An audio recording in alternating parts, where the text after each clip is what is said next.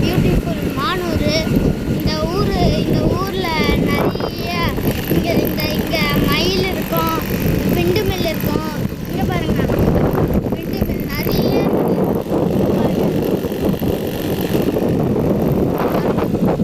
Electricity தான். அதான் electricity.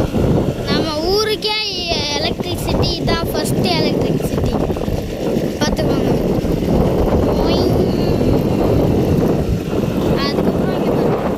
நிறைய மரம் செடி லேண்டு மாரி லேண்டே தான் இது.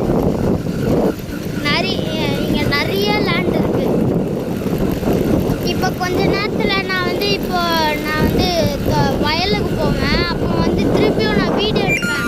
அதை பார்க்குறதுக்கு நீங்களே அங்கே குளிக்கணும் போல இருக்கும்னு நான்